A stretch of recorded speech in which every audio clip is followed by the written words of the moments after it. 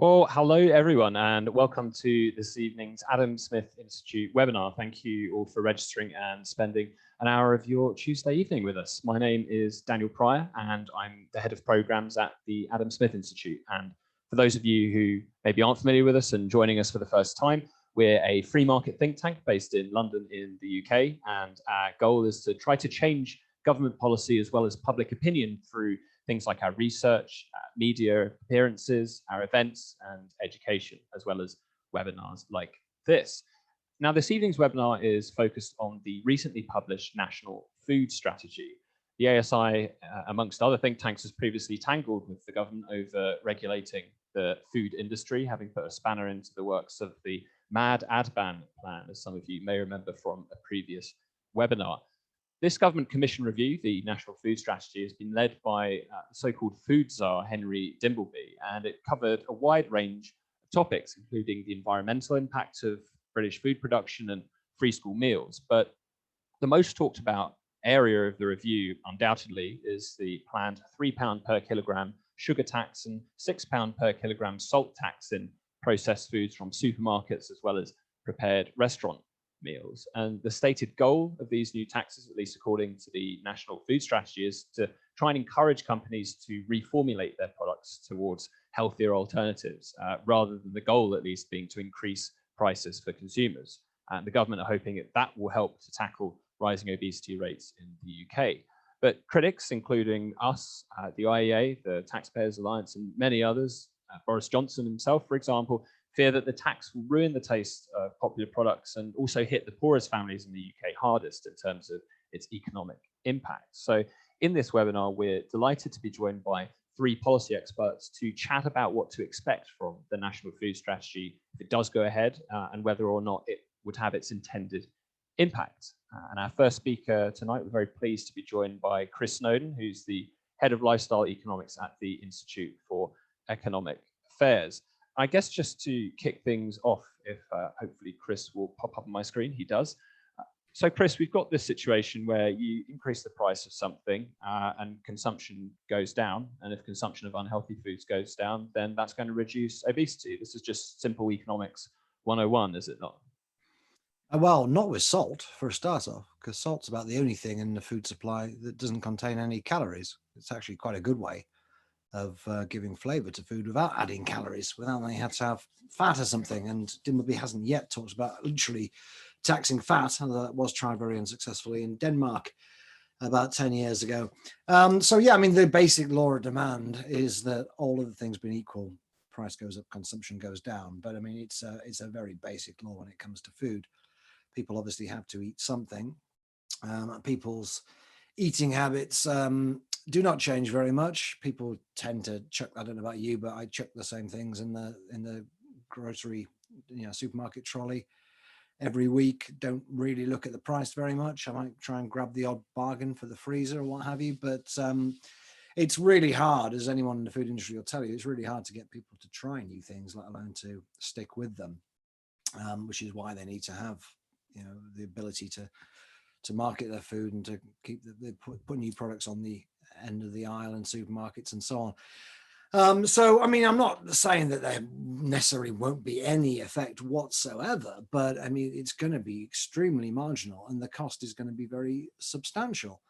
There has been, during the course of the last week, this bizarre attempt to claim that people aren't going to pay any more tax. Henry Dimbleby himself said this. Tam Fry from the National Obesity Forum was in the Times today with a letter saying it was outrageous to claim that this was going to put up the taxes for hardworking people, as Boris Johnson had said, because this is all going to be, it's just a threat to the food industry, and the food industry can get away with not paying it by just taking all the sugar and salt out of food. Now, we've already tried taking sugar out of food and it's not going very well. Some of the companies did manage it with breakfast cereals and yogurts, but the overall effect on not obesity, I mean, absolutely no effects on obesity, the overall effect on sugar consumption even was literally zero. The amount of sugar consumed in Britain went up by the same amount as population growth. And that's after 5 years of attempting to take sugar out of products, and out of products that it's reasonably easy to take sugar out of. with yogurts, you just put in the fat that they took out, in the 80s when that was the great demon of food.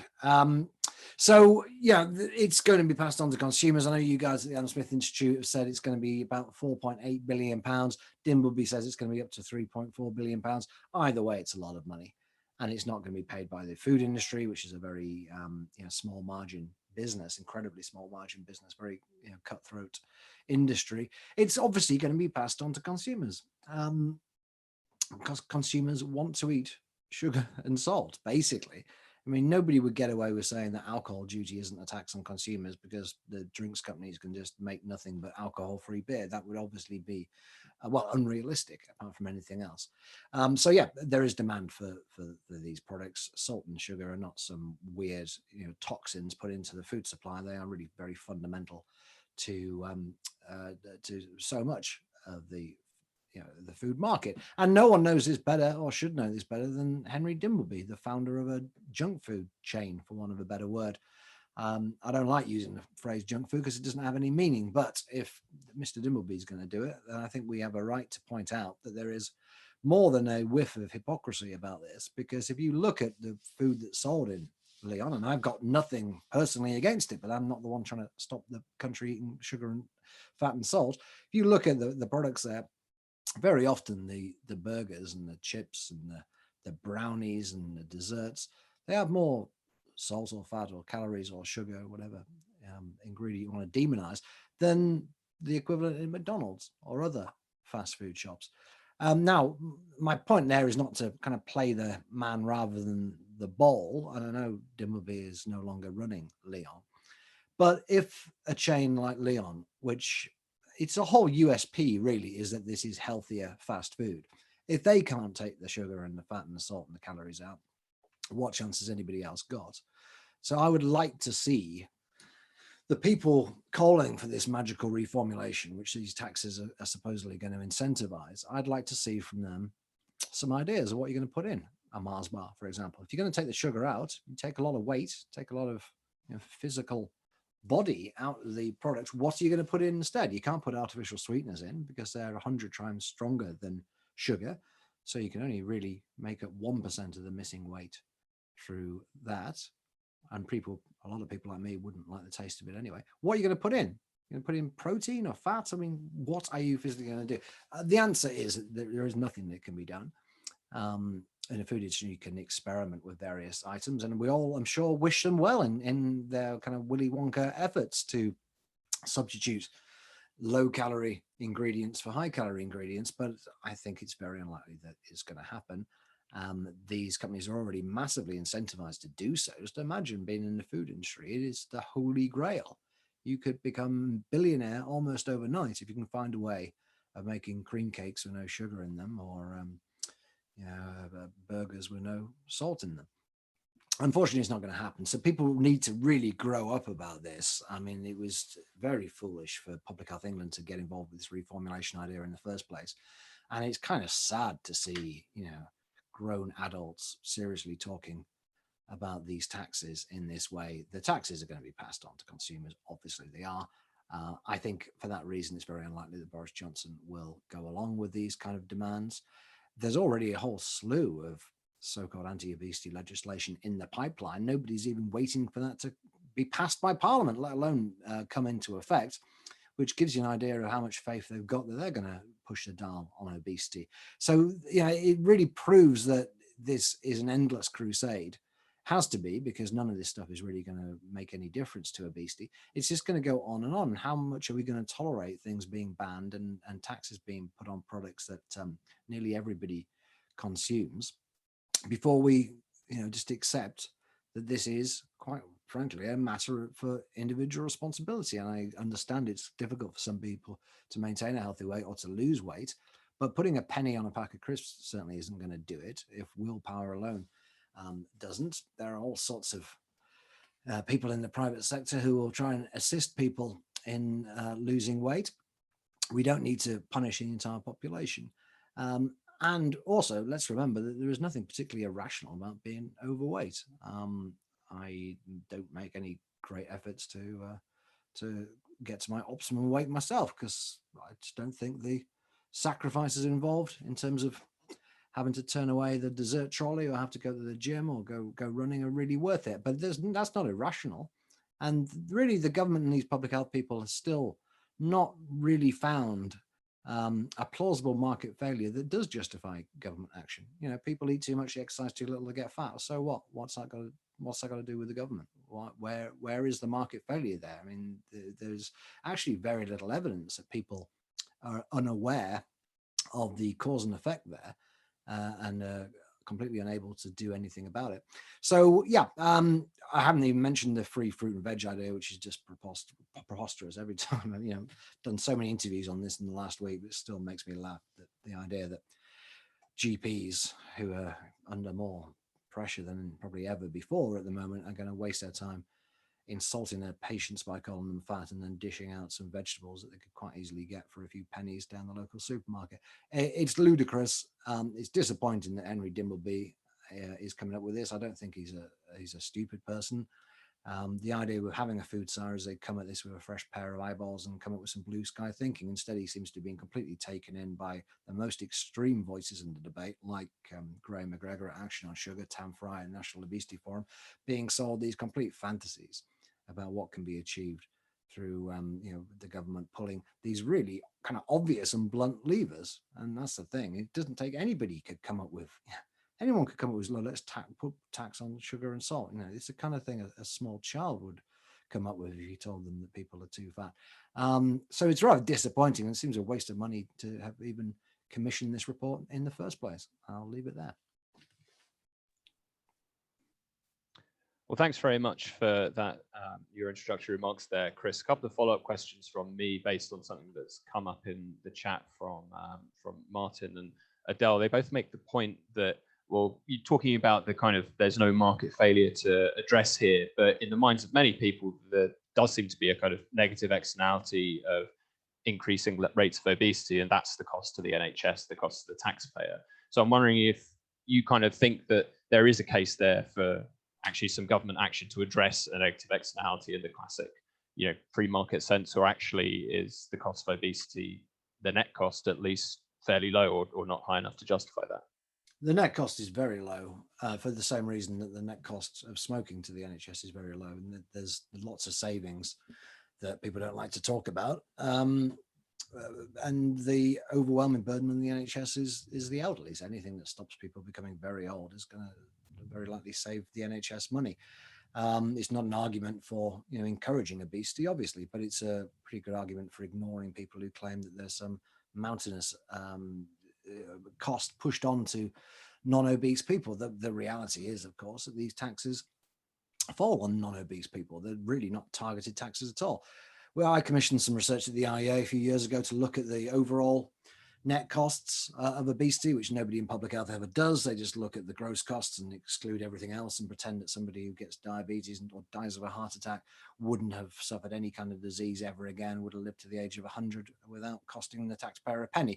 Now, obviously, that's a silly way of doing it. So Mark Tovey, who did the research, he used some very conservative estimates, actually, from public health people, probably too conservative, but we wanted to be as fair as possible.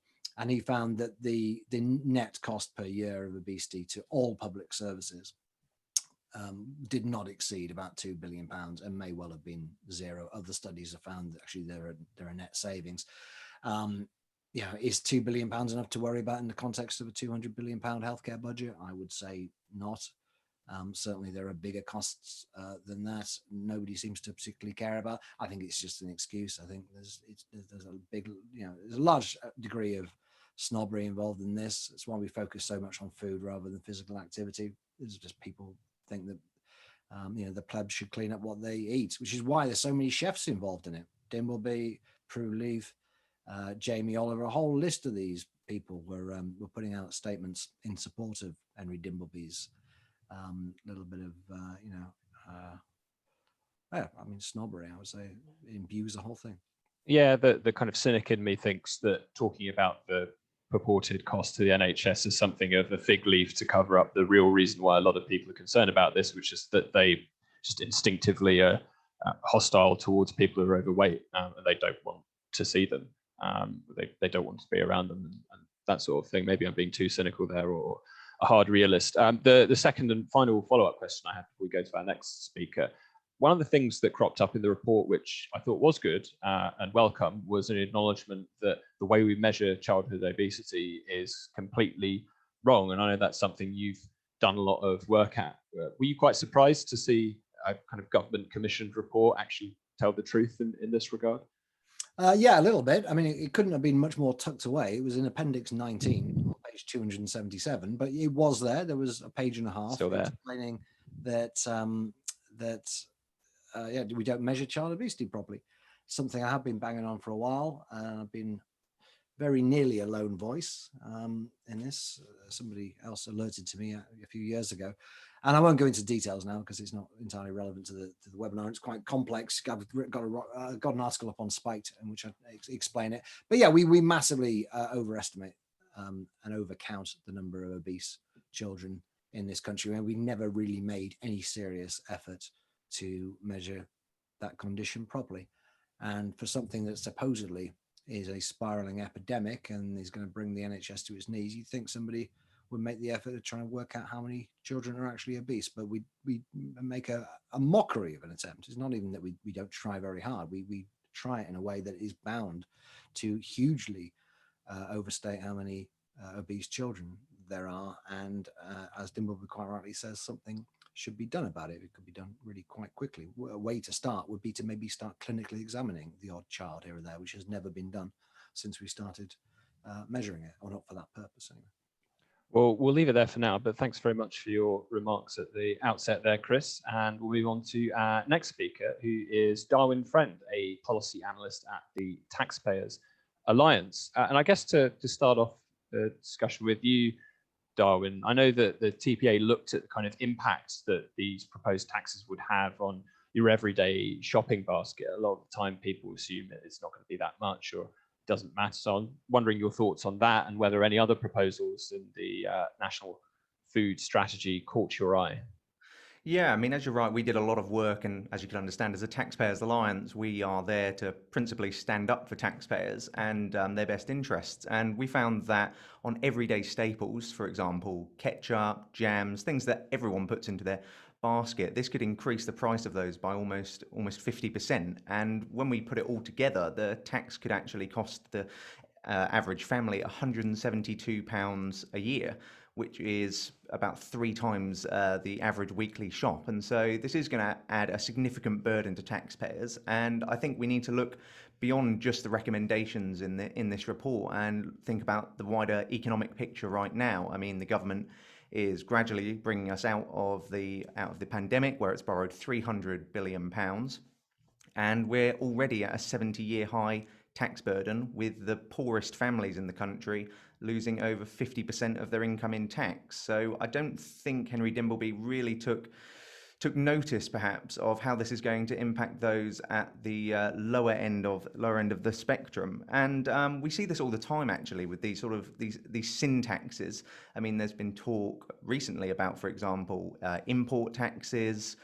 There's been carbon taxes, which would hit foods such as meat and cheese. And so the government seems to be constantly advised to take on these taxes, which are actually always going to hit the poorest the hardest. But as you mentioned, there were a couple of other recommendations in the report which we as an organisation did welcome. For example, the encouragement for greater cookery lessons in school, and also the fact that Henry Dimbleby managed to advise that people should consume less meat, which, I mean, depends on your opinion, but he did decide that that was an individual choice. He wasn't calling for a tax on that to encourage less meat in people's diets. He was only recommending that. So I think if that approach had been followed throughout his report, then it probably would have been welcomed a lot more than it has been by organisations such as ourselves.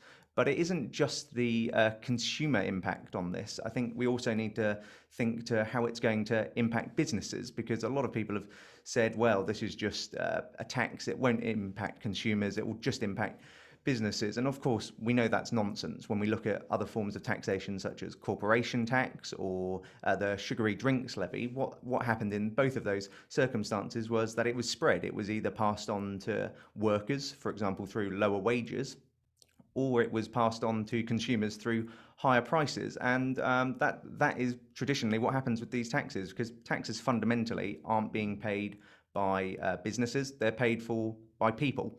And so, yeah, there's a lot going on at the minute, and the additional costs of this tax being almost £5 billion. I mean, we just need to think about the practicalities of this on a business level. I mean, when we look at big chains, it probably wouldn't be too much of an issue for them to actually manage and distribute. But when we think about smaller businesses such as pubs, restaurants, individual businesses, how are chefs, for example, meant to actually implement this? I mean, when they sprinkle a bit of salt, for example, on a meal, are they expected to know how much that is going to cost then in additional tax for consumers? And I just don't think that should be the priority of the government right now. It should be making things easier for this sector. I mean, the hospitality sector was shown yesterday by the ONS, the Office for National Statistics, to only be getting 70% of its revenues pre-pandemic. And so while I appreciate Boris has said that he's not keen on this form of taxation, I don't think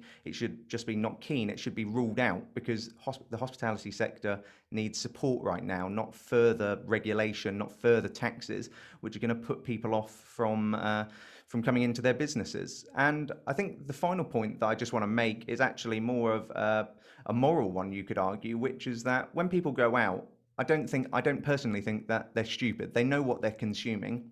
And so they know that if they're going to go and get an ice cream, or if they're going to go into a restaurant and get a meal, they know that, for example, it's going to have salt in it, it's going to have sugar in it. I mean, you're not going to take the sugar out of an ice cream, for example. And so they really do need to think about the fact that people, when they're going out, are actually going out to enjoy themselves. They're not going out to think about, oh, what's this got in it? What's that got in it?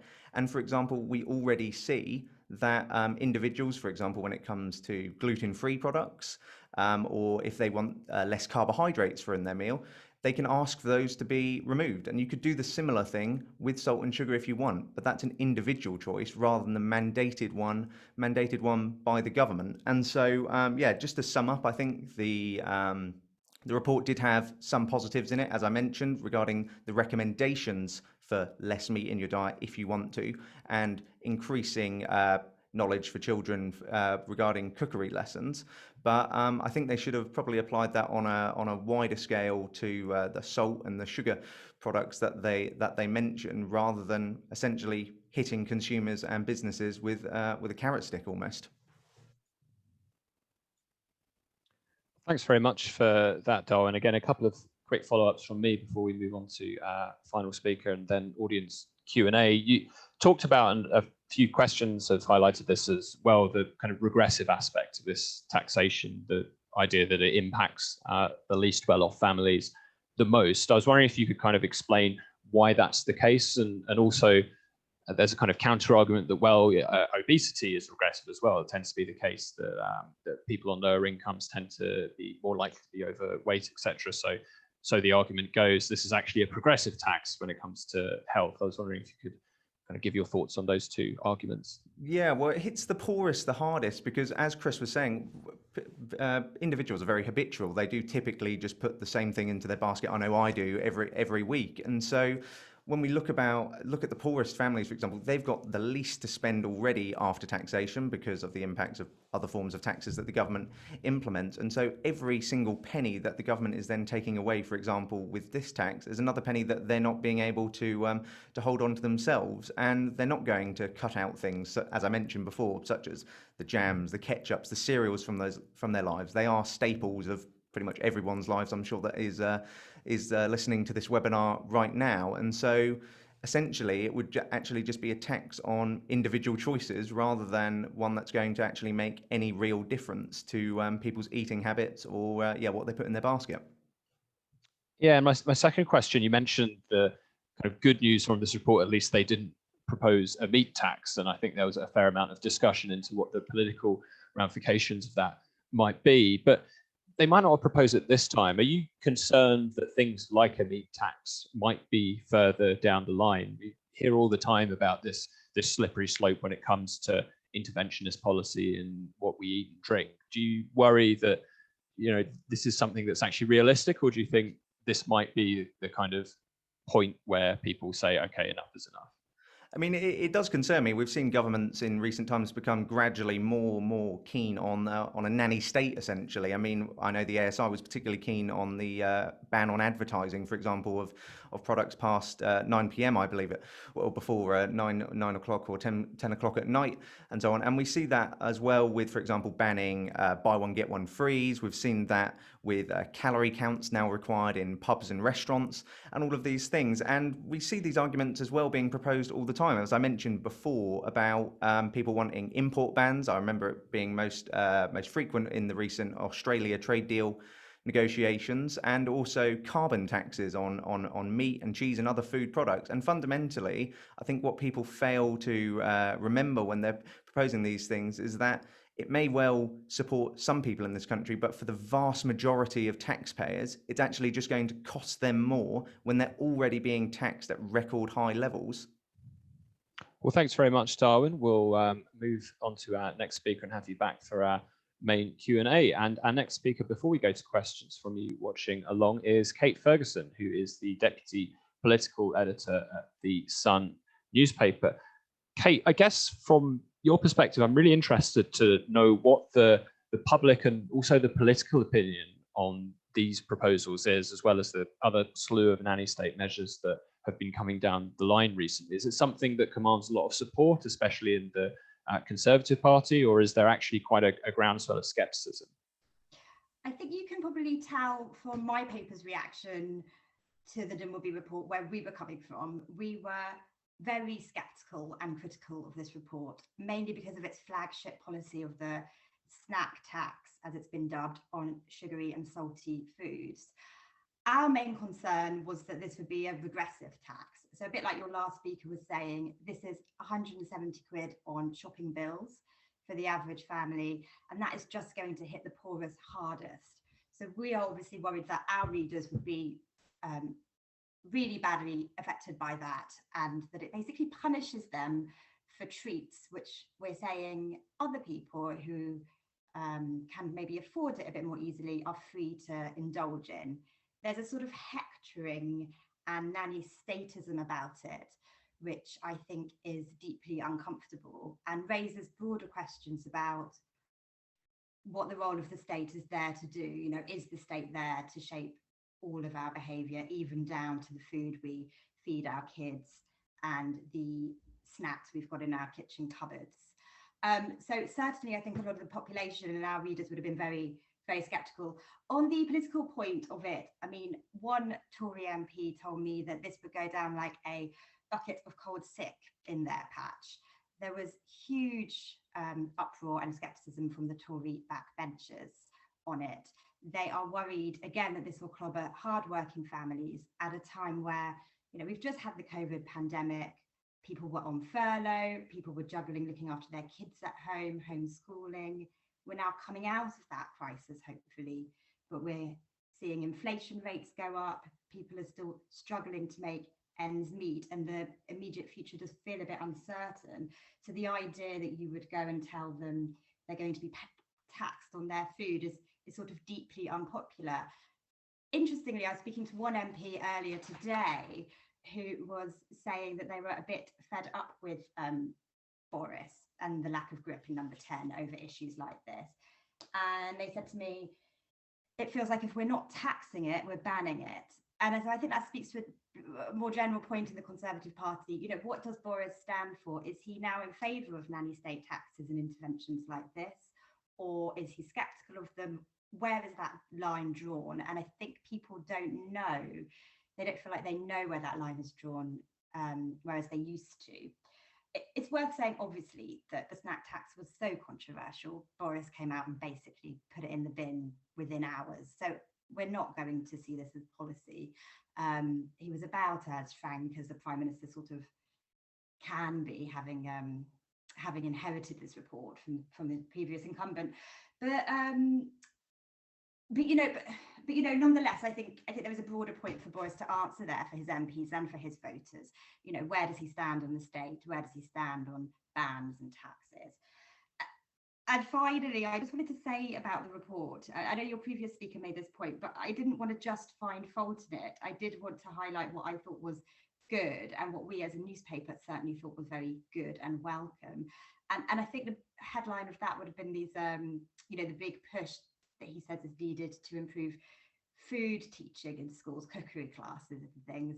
I mean, I'm sure that we all have horrible, nightmarish stories about our own experiences at school with that stuff. I know that food technology in my old school was basically a lesson you either skived off or bunked off. And, we'd spend whole terms studying how to make a sandwich, and about as sophisticated as that got was putting Philadelphia in some white bread. So, there's real scope there, I think, for getting kids from a young age to talk about food, have experience cooking food, maybe sitting down together and eating that food. And I think that will kind of shape habits, maybe in a way that a tax never could.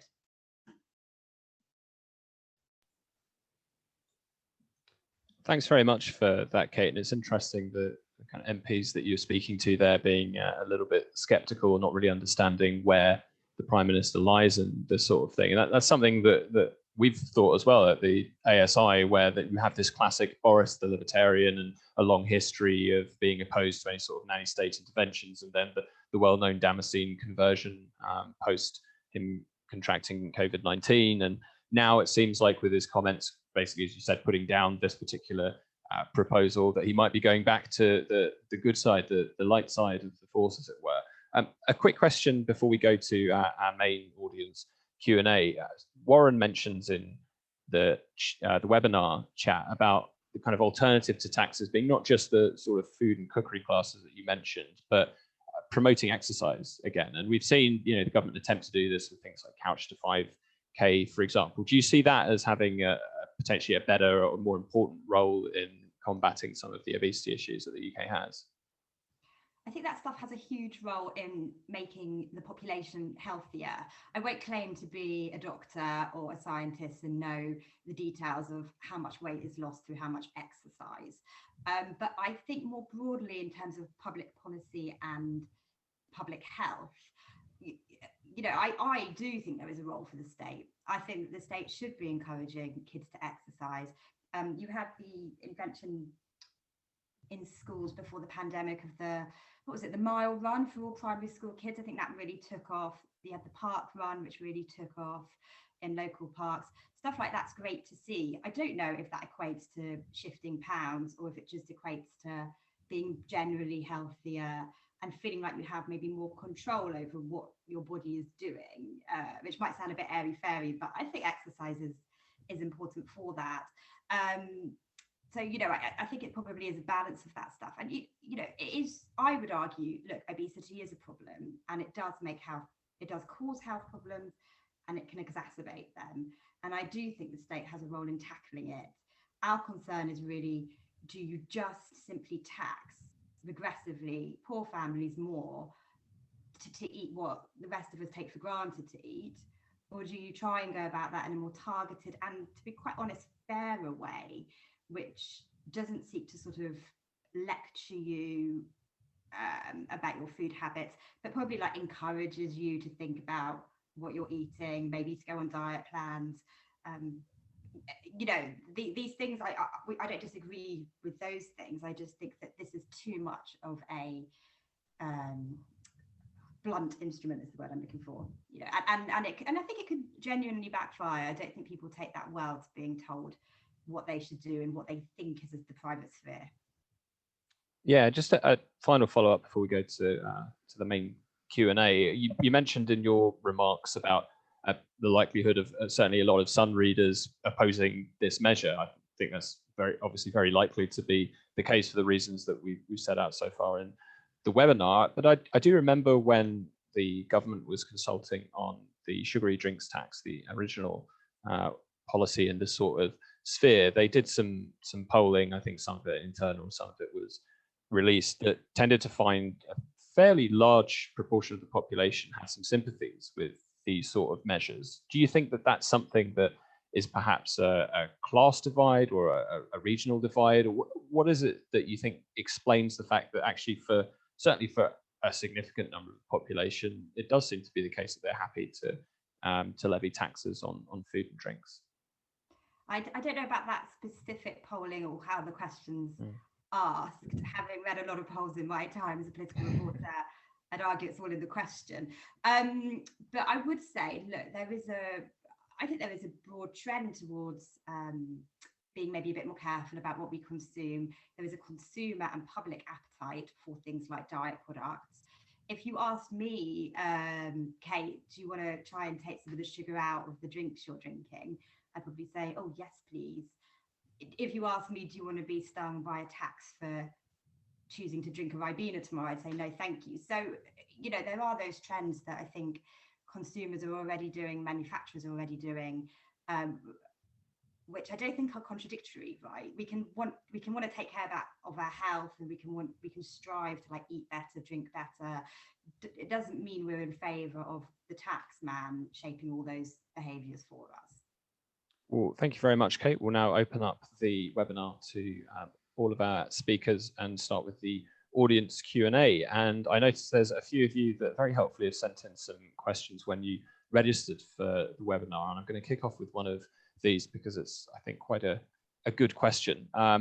It's recalling physic heal thyself, the classic phrase. Could we ask how many nurses, frontline NHS staff have been absent from work due to risks associated with obesity? And the follow-up, is it true that nearly a third of nurses in England and Wales are clinically obese? Is this a useful line of inquiry, do we think, if anyone wants to take that, or is it actually not something we should be thinking about or interested in, or the hypocrisy side of that? It's relevant insofar as if that statistic is true, and I think it is roughly correct. I think the obesity rate amongst nurses is about the same as the rest of the adult population, so nearly 30%. It's relevant because it does strongly suggest that a lack of education is not the issue here. I mean, smoking rates are much lower amongst doctors, certainly, and also nurses, but much lower amongst doctors. And that, I think, you can put down to not just the fact that they understand the risks, but the risks really have salience because they're dealing with people with smoking-related diseases. Now, nurses and doctors presumably also deal with obesity-related diseases, but it doesn't seem to stop these medics from eating what they like. So I come back again to this issue of what is the market failure here. It's plausible that there is an information asymmetry, that consumers don't know when they stuff a cream cake down their face that it's got lots of calories. I just don't think it's very likely. And I think that's the reason why mandatory calorie counts, which is one of the many policies already going through Parliament to address obesity, have never been shown to work anywhere. I mean, quite spectacular failure rate. They've been tried. They haven't had any success.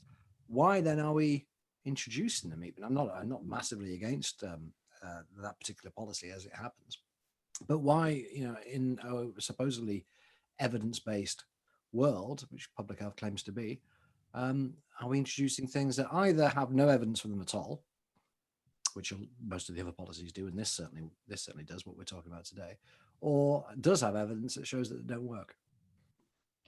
Can I just come in on that one, if that's all right?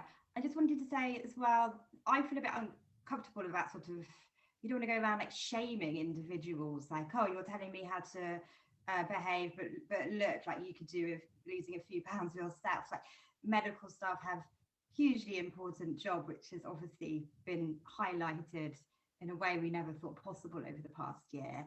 And, working shift patterns, stressful, snatched times probably to eat. So like, I'm not surprised they're not all, it's not always possible to sit down to like a homemade ratatouille or whatever, such as life really, I think.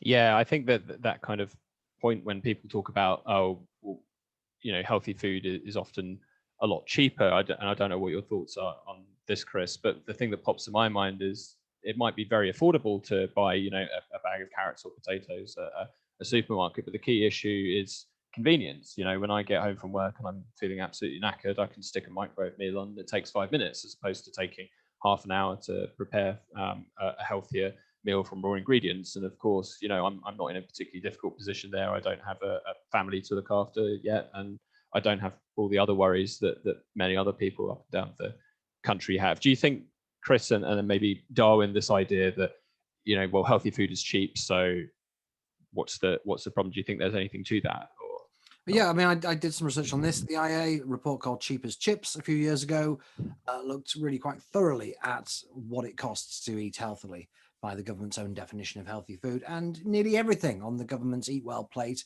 is really cheap. The starchy carbohydrates are incredibly cheap. You can get a big pack of spaghetti for 19p. But most vegetables, certainly British vegetables, are really cheap. Potatoes, carrots, peas. And indeed white meat is cheaper than red meat. So yeah, most of the healthy stuff, with the possible exception of fish, is really inexpensive. But you hit the nail on the head, Dan. It's not about the price, it's about taste and convenience. They're the two big things: taste and convenience. And if you start taxing so-called junk food, or taxing sugar and salt, you're not giving people any more time, you're not giving them tasty alternatives, you're just making their life worse. There's this phrase in public health been ringing around since Tony Blair's day of making the healthy choice easier. None of this stuff makes anything easier. It just makes the things that people like harder. That's not the same thing. That is leveling down.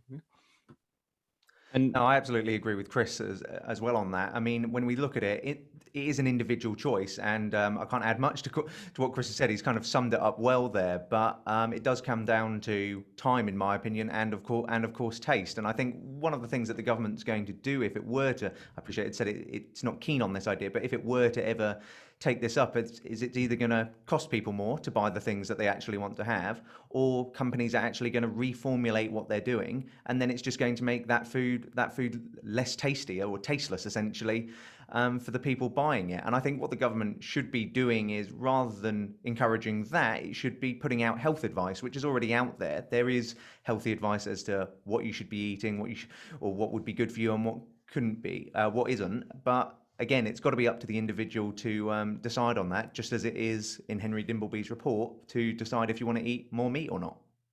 And just to follow up on that, Darwin, we had a couple of questions in on a similar theme about how do we reconcile the UK's obesity rates with the existence and prevalence of food poverty. Is something that popped up for a few people who were registered tonight. And I think this kind of speaks to some of the recommendations of the report around things like extending free school meals, for example. It seems certainly like a curious and interesting fact. On the one hand, we do have a largely a significant amount of people in the UK who are obese, but at the same time, we've got people that are struggling to afford food in those sort of terms.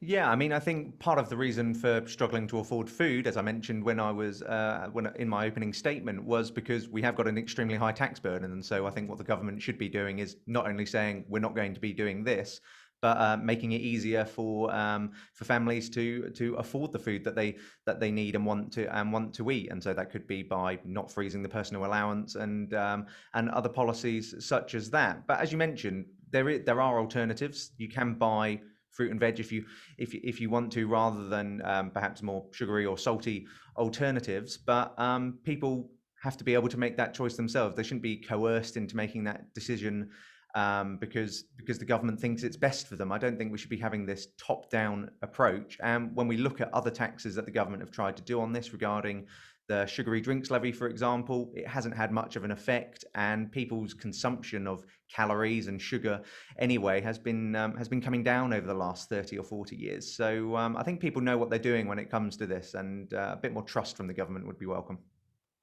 And just a reminder to those who are watching along, if you do have any questions you want to submit to our speakers, we have the Q&A panel as well as the chat function as well. And the first one that pops up in my Q&A panel is a question from Richard. And I think this one kind of speaks to UK and some of the remarks you made about, should the state actually be trying to tackle issues surrounding public health? Because there are, obviously we from a free market think tank and think individual choice is extremely important when it comes to this. But you mentioned, that there is kind of a role in promoting and protecting public health for the state. Do you see something like being overweight or obese as more of a social cost than just something that's up to the individual, or is that not even, is that not the key issue for you here?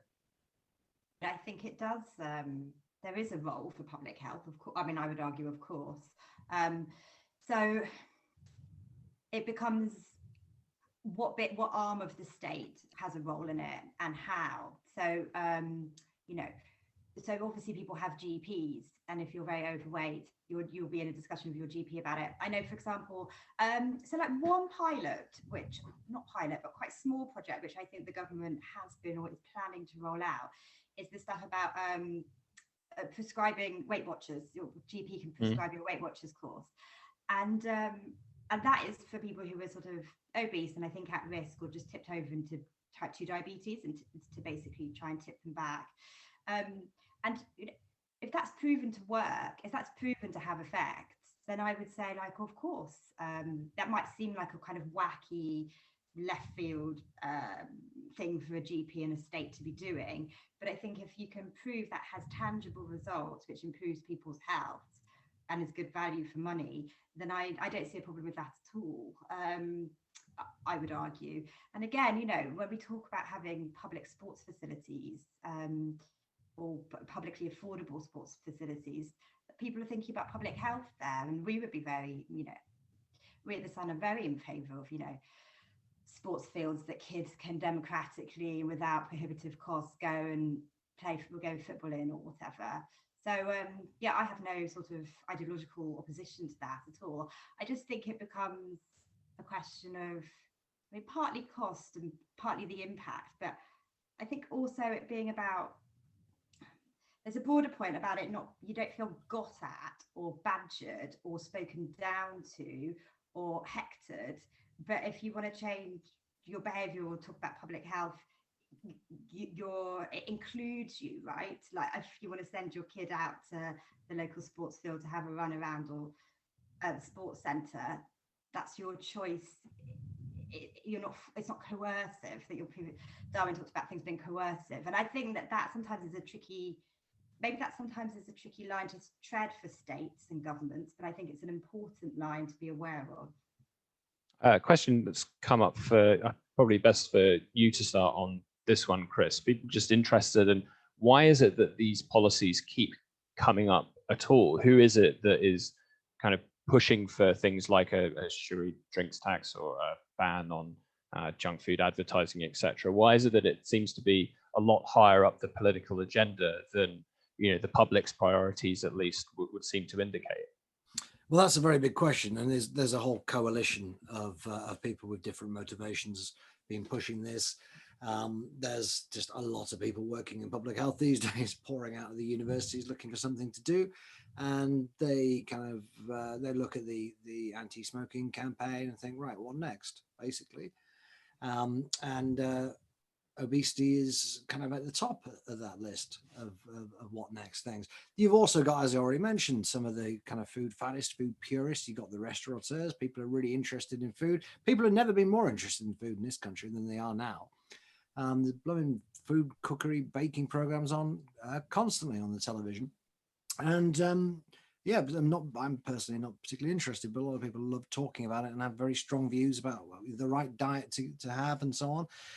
As for why it's up the political agenda, I mean, obviously Boris Johnson's episode with COVID did genuinely seem to be the thing that that made him adopt and push through these policies that not only had he more or less kicked into the long grass, but Theresa May had done the same thing, and David Cameron had pretty much done the same thing. These ideas have been around for a long time, and they kept being shelved because when anyone started looking at them in any detail, they fell apart because there's so many practical problems with it. Like we haven't got a definition for junk food, for example.